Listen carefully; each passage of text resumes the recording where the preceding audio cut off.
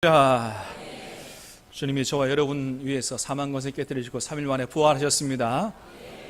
오늘 우리 주님의 부활의 기쁨과 은총이 저와 여러분의 마음속에, 또 저와 여러분의 가정 가운데 우리 이웃들에게까지 충만하게 임하게 되기를 주님의 이름으로 축복합니다. 자, 오늘 우리가 우리 이웃들에게도 부활의 소망을, 이런 제목으로 말씀을 드리려고 하는데요.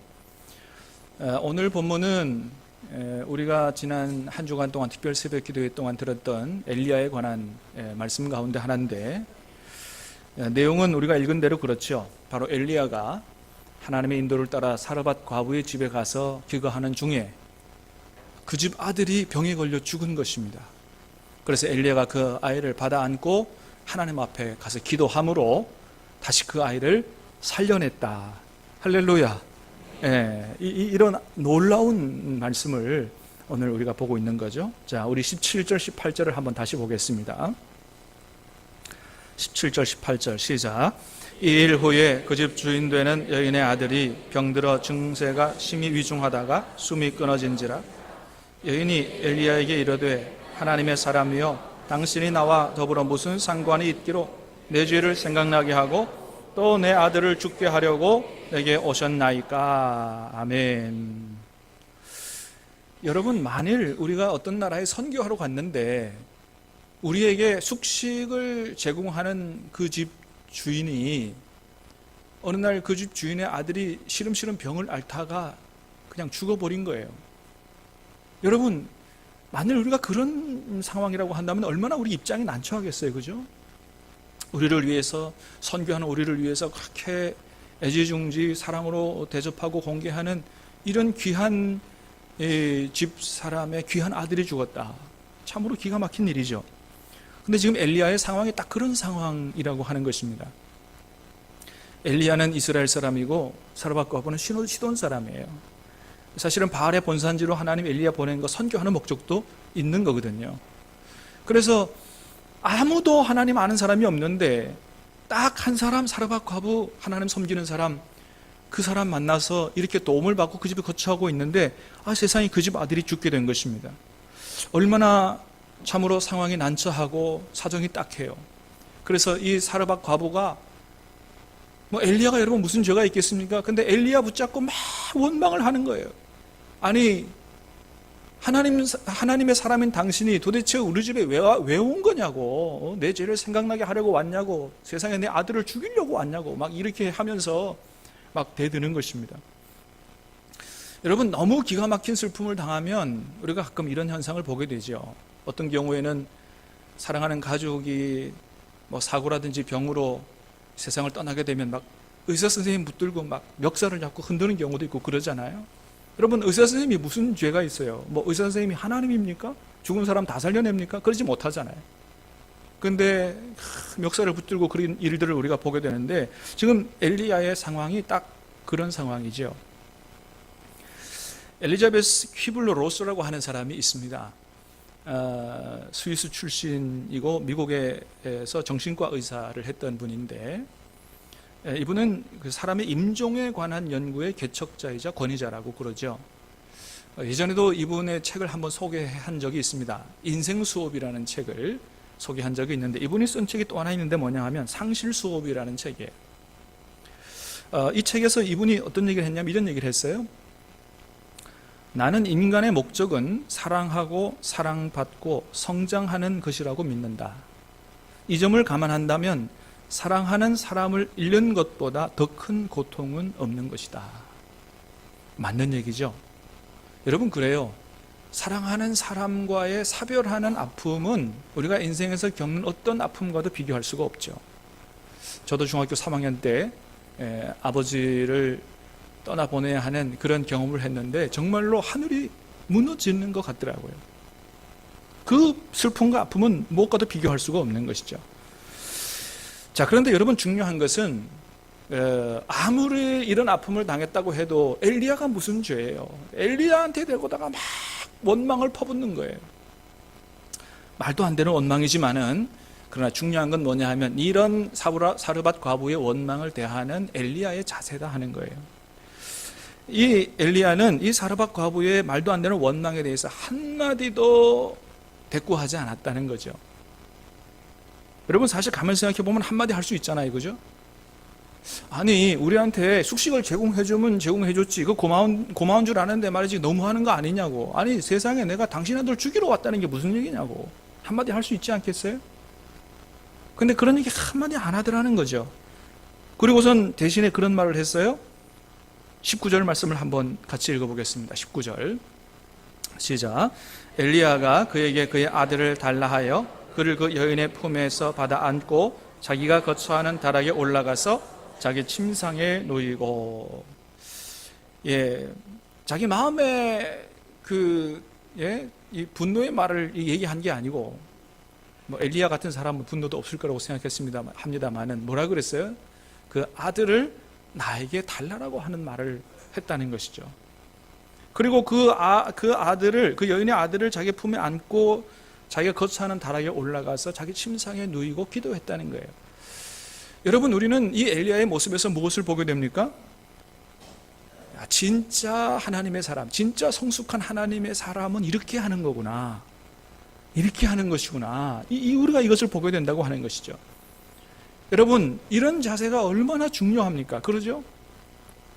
우리 이웃의 아픔을, 또 이 나라 정치의 문제를, 경제의 문제를, 성도들의 문제를, 목회자의 문제를, 요즘처럼 우리 사회의 마약과 성적인 타락의 문제를, 이게 다 너 때문에, 너가 잘못해서 그런 것이다, 이렇게 하기보다 그것이 바로 나의 문제다, 내가 잘못해서 그렇고 내가 더 기도하지 못해서 그렇다라고, 이렇게 이런 모든 문제를 나의 책임이라고 끌어안는 이런 자세를 우리 모두가 갖는다면 얼마나 우리 사회가 더 밝아지고 좋아지겠는가 하는 그런 생각을 해보게 됩니다.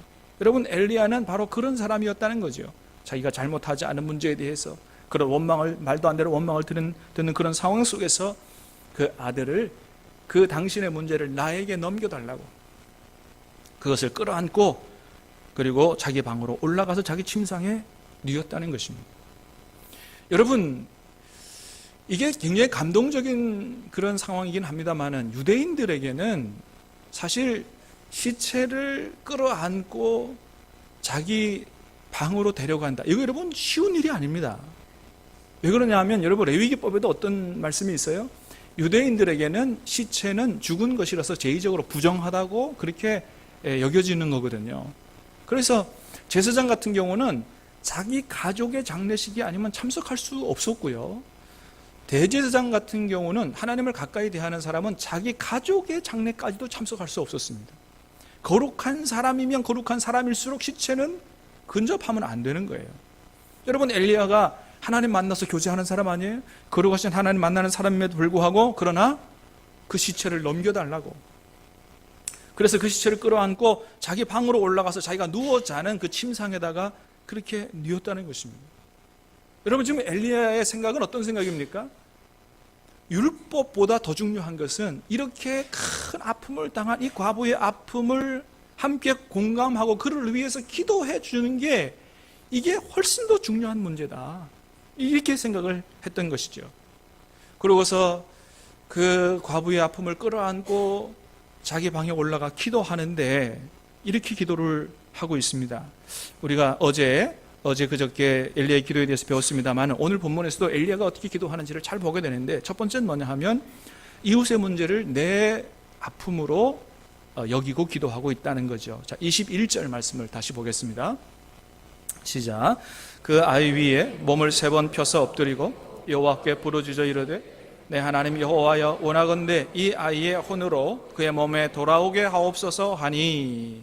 아멘. 여러분 보세요. 엘리야가 여러분 그 아이를 살리기 위해서 어떻게 기도합니까? 그 아이 위에 몸을 3번 펴서 엎드렸다. 여러분 머릿속에 그려보시기 바랍니다. 지금 어떻게 기도하고 있는 거예요? 자기 침상에 아이의 시체를 누이고 그 위에 올라가서 자기 몸을 포겠다는 거죠. 아니 여러분, 시체는 부정한 것이라고 이스라엘 사람들은 여긴다니까요. 그러니까 그 죽은 아들을 위해서 기도한다면 그냥 시체 자기 방에 올려다 놓고 그냥 기도해도 되잖아요. 그리고 한 걸음 더 나아가면 시체 위에다 손을 얹고 기도해도 되잖아요. 근데 그렇게 기도하지 않고 어떻게 기도하고 있다고요? 자기 몸을 그 아이 위에 그대로 포개가면서 기도를 하고 있다는 거예요. 이게 무슨 얘기입니까? 지금 이 아이의 몸은 이게 내 몸하고 똑같은 거다, 이런 생각을 가지고 기도한 거 아닌가 싶어요. 여러분, 그렇습니다. 지금 엘리야는 주님께서 말씀하시는 대로 내 이웃을 뭐처럼 사랑하라고요?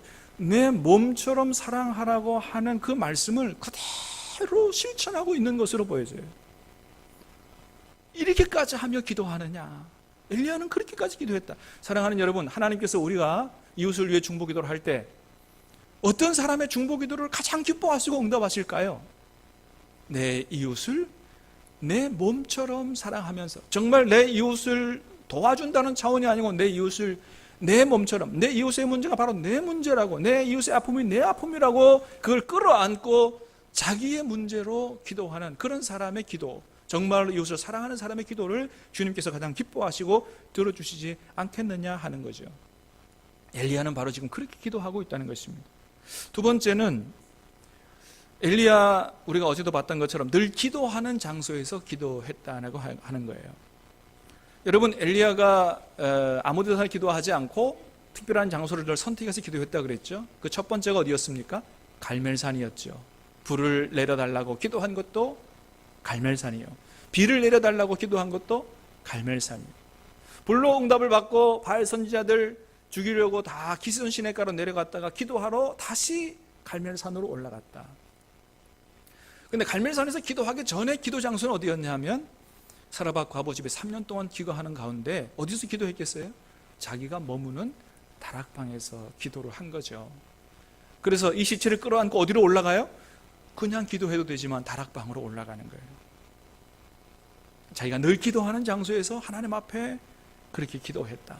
여러분, 장소를 택해서 늘 자기가 기도하는 장소에서, 또 기도가 많이 쌓인 장소에서 기도하는 게 대단히 중요하다. 어떤 사람은 그렇게 얘기합니다. 우리가 기도하지 못하는 이유는 뭐냐 하면 기도할 수 있는 적절한 장소를 정하지 못했기 때문에 기도하지 못하는 거다, 이렇게까지 얘기하는 사람이 있습니다. 엘리야는 그런 기도를 드렸다는 거죠. 세 번째는 엘리야의 기도는 반복적이면서 간절한 기도였다. 자, 21절을 다시 한번 보겠어요. 21절 시작. 그 아이 위에 몸을 3번 펴서 엎드리고 여호와께 부르짖어 이르되. 자, 됐습니다. 예. 자, 아이 위에 몸을 몇 번 폈습니까? 3번 폈어요. 하나님께 부르짖어 기도했다 그랬어요. 아이의 시체 위에다가 한 번 몸을 다 포겠습니다. 그렇게 간절히 부르짖고 기도했는데 안 됐어요. 그리고 포기하지 않았다. 안 되니까 어떻게 해요? 두 번째 시체 위에 다시. 그렇게 부르짖어 기도해도 안 되니까 또 어떻게 해요? 세 번째 아이의 시체 위에 다시 몸을 포개고. 여러분, 그리고 응답을 받고 하나님 역사하셔 살려주셨으니까 끝난 거지, 만일에 안 했으면, 하나님 응답이 안 했으면 아마도 이 사람은 아마 끝까지 그렇게 했을지 모르겠어요. 그러니까 엘리야의 기도는 어떤 기도였어요? 포기하지 않는 기도예요. 하나님, 이거는 반드시 들어주셔야 됩니다. 하나님, 이 여인이 어떤 여인입니까? 하나님께서 보내주신 집이요, 이 여인이 나를 위해서 3년 동안이나 이렇게 하나님이 이렇게 동력했는데, 하나님, 이 여인의 아픔, 이것은 하나님 들어주셔야 된다고, 이 여인의 아픔은 하나님 치료해 주셔야 된다고 부르짖어 반복해서 기도하는 그 기도, 하나님께서 안 들어주실 리가 없던 거죠. 엘리야는 여러분, 오늘 부분뿐만 아니고 나중에 비를 내려달라고도 몇 번 기도했다고요? 7번까지 끈질기게 기도하는 사람이에요. 사랑하는 여러분, 기도하다 낙심하지 말게 되기를 바랍니다. 포기하지 말게 되기를 바랍니다. 하나님께서 기뻐하시는 기도라면 반드시 들어줄 줄 믿으시기를 바랍니다. 하나님의 영광을 위한 거면 왜 안 들어주겠느냐. 네 번째는 죽은 사람도 하나님의 능력이면 다시 살아난다고 하는 믿음의 기도가 엘리야의 기도였다는 거예요. 여러분, 이것이 엘리야 믿음의 클라이막스라고 할 수 있습니다. 불을 내려달라고 기도하는 것도, 비를 내려달라고 기도한 것도, 그거보다 훨씬 더 큰 믿음을 요구하는 게 뭐냐 하면 죽은 아이 살려달라고 하는 기도예요. 여러분, 그렇잖아요. 엘리야 시대가 오기까지 죽었다가 살아났다고 하는 얘기를 들어본 일이 없습니다. 성경에도 그런 기록 없어요. 비록 에녹이라고 하는 사람이 있었지만 죽지 않고 하늘로 올라갔다는 기록은 있어도 죽었다가 다시 살아났다고 한 얘기는 없거든요. 근데 여러분, 엘리야는 어떤 믿음을 가졌다는 거예요? 하나님의 능력이면, 이제까지 죽었다가 살아난 사람이 없지만 하나님의 능력이면 죽은 사람도 얼마든지 살려낼 수 있다는 믿음을 가졌다는 것입니다. 할렐루야. 저와 여러분도 이런 믿음 가질 수 있게 되기를 축복합니다. 여러분, 믿음이라고 하는 건 진짜 이런 게 믿음이 아니겠어요? 믿음은 뭐냐 하면 바랄 수 없는 중에 바라는 게 진짜 믿음이다. 믿을 수 없는 중에 믿는 게 진짜 믿음이라고 성경은 얘기하죠. 로마서에 있는 말씀을 한번 같이 읽어보겠습니다. 로마서 4장 18절에서 22절까지 시작. 아브라함이 바랄 수 없는 중에 바라고 믿었으니 이는 내 후손이 이에 같으리라 하신 말씀대로 많은 민족의 조상이 되게 하려 하심이라. 그가 100세나 되어 자기 몸이 죽은 것 같고 사라의 태가 죽은 것 같음을 알고도 믿음이 약하여지지 아니하고 믿음이 없어 하나님의 약속을 의심하지 아니하고 믿음으로 견고하여져서 하나님께 영광을 돌리며 약속하신 그것을 또한 능히 이루실 줄을 확신하였으니 그러므로 그것이 그에게 의로 여겨졌느니라. 아멘. 그렇습니다, 여러분. 아브라함이 어떤 믿음을 가졌다고요? 부활의 믿음. 죽어도 하나님이 다시 살려낸다고 하는 이 부활의 믿음, 부활의 하나님에 대한 믿음을 가졌다고 하는 것입니다. 여러분, 그래서 로마서, 사도 바울은 로마서를 쓰면서 우리에게 어떤 믿음이 있어야 된다고 얘기했냐 하면 바로 이 아브라함의 부활의 믿음이 우리에게 있어야 한다고, 그래야 구원받는다고 얘기하고 있다는 거예요. 로마서 10장 9절입니다 시작. 내가 만일 내 입으로 예수를 주로 시인하며 또 하나님께서 그를 죽은 자 가운데서 살리신 것을 내 마음에 믿으면 구원을 받으리라. 아멘. 여기서 우리가 구원받는 두 가지 통로를 얘기하고 있어요. 첫 번째는 무엇입니까? 예수님을 주님으로 시인하는 거예요. 예수님을 여러분의 주님으로 시인하십니까? 두 번째는 무엇을 믿어야 구원받는다고요? 하나님께서 그를 죽은 자 가운데서 살리신 것을 내 마음에 믿으면. 여러분, 2000년 전 오늘 예수님께서 무덤에 들어가시고 죽은 자 가운데서 하나님의 능력으로 다시 살아나신 것을 믿으십니까? 주님께서 다시 살리신 것, 하나님께서 주님을 다시 살리신 것을 믿으면 바로 그것을 의로 여기시고 우리를 구원해 주신다고 말씀하시는 거예요. 사랑하는 여러분, 바로 이 부활의 믿음이 우리를 구원하고, 부활의 믿음이 우리를 치료하고, 부활의 믿음이 죄와 절망에 갇힌, 죄와 죽음으로 인해서 절망에 갇힌 우리 모두를 영원한 영생의 소망으로 이끌어 주는 것입니다. 사랑하는 여러분, 다시 한번 축복합니다. 이 부활의 믿음 갖게 되기를 주님의 이름으로 축복합니다. 엘리야는 예수님이 죽었다가 다시 살아났다는 이런 얘기를 한 번도 듣지도 보지도 못했지만 바로 하나님은 그런 능력이 있는 분이시라는 부활의 믿음을 가졌다고 하는 것입니다. 그런 믿음을 가지고 하나님 앞에 간절히 기도했기 때문에 하나님께서 그 믿음을 기뻐하시고 그 기도를 들어주셔서 죽은 아이가 구약시대에 다시 살아나는, 부활하는 그런 놀라운 역사를 이루었다고 하는 것입니다. 다시 한번 축복합니다. 저와 여러분이 이 부활의 기쁨과 부활의 믿음을 갖게 되기를 주님의 이름으로 축복합니다. 저와 여러분이 그런 믿음 가지고 앞으로는 이 엘리야처럼 우리 이웃의 아픔들을 정말 죄와 사망의 권세 가운데 억눌려서 살아있으나 마치 죽은 것 같이 살아가는 이 모든 이웃의 아픔들을 다 끌어안고 하나님 앞에 나가 기도할 수 있게 되길 바라고, 엘리야처럼 응답받을 수 있게 되길 바라고, 죄와 사망에 갇힌 모든 우리 이웃들에게 부활의 하나님을 체험할 수 있도록, 부활의 하나님을 믿을 수 있도록 증거할 수 있는 저와 여러분 다 되실 수 있게 되기를 주님의 이름으로 축복합니다. 자, 이 시간 우리 새생명잔치 선포식을 갖도록 하겠습니다.